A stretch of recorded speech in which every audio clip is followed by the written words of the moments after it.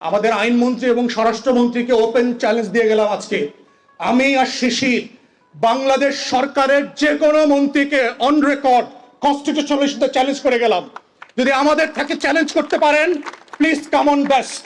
আমি আর শিশির বাংলাদেশ সরকারকে চ্যালেঞ্জ করে গেলাম on constitution, please come to talk about the constitution and history. দেখি আপনারা পারেন কিনা, সাহস থাকলে আইসেন ডাকচুতে। আপনাদের কার কতটুকু কনস্টিটিউশনাল নলেজ আছে, কনস্টিটিউশনাল ডেপথ আছে, উইড লাইক টু সি ইট। বাংলাদেশে বোগাস আর্গুমেন্ট দিচ্ছেন পার্লামেন্টে, বোগাস মিসলিড করছেন, মিথ্যাচার করছেন। গুমের ব্যাপারে দেখলাম আইনমন্ত্রী প্রপারলি মিসলিড করেছে, and that's a breach of oath. He should be dismissed. As a cabinet minister হিসেবে সে নেশনকে মিসলিড করতে পারেন না। এখন 24-এর আয়নায় তাকায়, বিএনপির ব্যানার ধরা কোনো মিছিল নাই। সে যখন 24-এর আয়নার দিকে তাকায়, ছাত্র তরুণদের সাথে একসাথে বিএনপির নেতারা মিছিল করছে, তেমন কোনো প্রতিবাদের ঝড় নাই, বরং তারা অন রেকর্ড বলেছিল এটার সাথে আমরা নাই। এই হীনমন্যতা বিএনপি তারা করে ফেলছে। সে যখনই 24-এর আয়নায় তাকায়, সে এনসিপি কে দেখে, এবি পার্টিকে দেখে, তরুণদেরকে দেখে, নাম না জানা 1400 শহীদকে দেখে, 26,000 আহত মানুষকে দেখে, 600 অন্ধকে দেখে, কিন্তু সে বিএনপিকে খুঁজে পায় না। এই হীনমন্যতা তাকে 24-এর জায়গা থেকে তাড়া করে ফিরছে, এবং এক্স্যাক্টলি তার নেতারা 71-এর মতো পালায়া ছিল, জেলে ছিল, তা না হলে বিদেশে ছিল। Exactly same phenomena. মনে হচ্ছে 71 নতুন করে 24-এ আবার নতুন করে রিস্ক্রিপ্টেড হয়েছে for the nation to remember. বুকের ভেতর অনেক ঝড়, বুক পেতেছি গুলিকর, লাখো শহীদের রক্তে কেনা দেশটা কারো বাপের না। আজাদির প্রশ্নে, ইনসাফের প্রশ্নে আপোষ না করে আমরা লড়াই করে যাব বাংলাদেশের লাল সবুজের পতাকার জন্য। এটাই হচ্ছে 24-এর গণ অভ্যুত্থানের সেই অবিসংবাদিত জায়গা, যেই জায়গাটা আবার আগামী দিনে ঘুরে ফিরে আসবে এবং আসছে। 71-এ দেখবেন যাকে সামনে রেখে আমাদের এই মুক্তির লড়াই হয়েছিল, শেখ মুজিবুর রহমান, যাকে কেন্দ্র করে স্বাধীনতা তৈরি হয়েছিল, সংগঠিত হয়েছিল, সেই ব্যক্তিটার ইতিহাস যদি দেখেন, আপনারা যদি তাজউদ্দিন আহমেদের ডায়েরি পড়েন, তার মেল লেখা বই পড়েন, এম এ মোহাইমেন আওয়ামী লীগের এমপি ছিল, তার লেখা পড়েন, আপনারা যদি বিবিসি বাংলার সাবেক মহাপরিচালক ছিল, তার লেখা পড়েন, আপনারা দেখবেন পাতায় পাতায় শেখ মুজিবের হীনমন্যতার কথা আসছে 71-এর মুক্তিযুদ্ধ নিয়ে। কেন? আমি এত বড় নেতা, আমি 7 তারিখে এত মানুষের সামনে বক্তব্য দিলাম, আমার এক আঙ্গুলে দেশের কোটি কোটি মানুষ উঠেছে আর বসেছে, সেই আমি ছাড়া কিভাবে একটা মুক্তির লড়াই সংগঠিত হয়? এই হীনমন্যতা শেখ মুজিবকে সবসময় তাড়া করে ফিরেছে। তাজউদ্দিন আহমেদ তাকে বারবার বলেছে, আসেন মুজিব ভাই, আপনাকে আমাদের মুক্তির লড়াইয়ের গল্পটা বলি। আপনাকে একদিন নিয়ে মুজিবনগর যাই, সীমান্তের এই পারে ওই পারে আমরা মাসের পর মাস কিভাবে ঝুঁকি নিয়ে একটা মুক্তির লড়াইকে সংগঠিত করেছিলাম। শেখ মুজিব খাইতে খাইতে বলতেছে, আমি সব জানি, তোরা কি করছো না করছো। শেখ মুজিবের ভিতরে এই হীনমন্যতা প্রচন্ড রকম কাজ করতো। ঠিক একইভাবে দেখতে পাচ্ছি, এবং বাই ডিফল্ট শেখ মুজিব ওই লড়াইতে রণাঙ্গনে ছিলেন না। 25 তারিখ যখন গোলটেবিল বৈঠক ভেস্তে গেল, বিকালে সন্ধ্যায় তাজউদ্দিন আহমেদ বলছে যে আমি একটা রেকর্ডার কাগজ কলম নিয়ে শেখ মুজিব ভাইয়ের বাড়িতে গেলাম, যে মুজিব ভাই, খবর পাচ্ছি আজকে সব ক্র্যাকডাউন হবে রাতে, আপনি একটা ঘোষণাপত্র রেকর্ড করে দেন, আপনাকে যদি কোনো কারণে অ্যারেস্ট করে ফেলে আমরা যেন এইটাকে কেন্দ্র করে সামনে রেখে জনগণকে সংগঠিত করতে পারি। শেখ মুজিব অস্বীকার করলো যে না, কোনো ঘোষণাপত্র এখন রেকর্ড করা যাবে না, এগুলো ঝামেলা হবে, আরো বেশি ধরপাকড় হবে।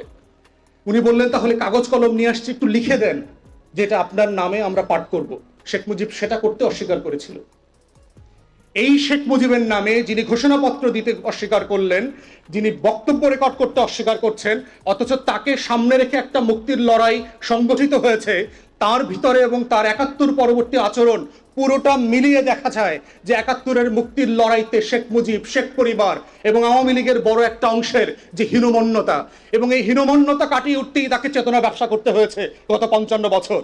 সে মুক্তির লড়াইটাকে ঘোষণাপত্রের আলোকে একটা রিপাবলিক করবার বিনির্মাণের চেষ্টা সে করে নাই, বরং মুক্তির লড়াইকে নিয়ে সে ব্যবসা করতে চেয়েছে, স্বাধীনতার ঘোষণাপত্র নিয়ে ব্যবসা করতে চেয়েছে, মুক্তিযুদ্ধের শহীদদেরকে নিয়ে ব্যবসা করেছে। একটা তালিকা পর্যন্ত হয় নাই এই সোনার বাংলায়। কত অসভ্য রাষ্ট্র আমরা চিন্তা করেন, আমার এই দেশের জন্য যে মানুষগুলো জীবন দিয়েছে তার একটা তালিকা পর্যন্ত নাই। আপনি ভিয়েতনাম মেমোরিয়াল দেখে আসেন, 59,000 প্লাস সৈন্যের প্রত্যেকের নাম সেই ভিয়েতনাম মেমোরিয়ালে লেখা আছে। আপনি এখন ট্রাফালগার স্কোয়ারে যান, আপনি লন্ডনে গেলে দেখবেন, হাইড পার্কে গেলে দেখবেন 2005 সালে 7/7 বোম্বিং এ যে 52 জন মানুষ মারা গেছে প্রত্যেকের নাম সেখানে খোদাই করে দেওয়া আছে। আপনি ওয়ার্ল্ড ট্রেড সেন্টারে যান নিউ ইয়র্কে, 9/11 এর ঘটনার 3000 প্লাস কাছাকাছি মানুষের প্রত্যেকের নাম খোদাই করে দেওয়া আছে। আমার শহীদদের একটা তালিকা নাই, সংখ্যা আছে 30 lakh. Do you understand 3 million? 30 lakh কি জিনিস, এটা কয়টার পেছনে কয়টা সংখ্যা লাগে আপনি বোঝেন? আওয়ামী লীগ এই হীনমন্যতার কারণে সেগুলো নিয়ে রাজনীতি করেছে, প্রয়োজন ছিল না।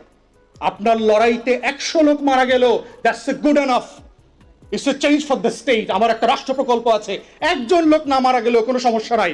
আমার রাষ্ট্র প্রকল্পের সাথে মৃত্যুর সম্পর্ক নাই, এটা আকাঙ্ক্ষার স্বপ্ন, স্বপ্নের সম্পর্ক। আমি একটা রাষ্ট্র বানাতে চাই, যেই রাষ্ট্রটা আমার স্বপ্নের যে বড় হবে, আকাশ সমান হবে, তেমন একটা রাষ্ট্র চাই।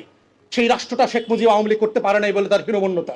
এক্স্যাক্টলি দেখবেন বিএনপি নেতাদের মধ্যে, সে 24-এর আয়নায় যখন তাকায় বিএনপির কোনো মিছিলের ছবি নাই।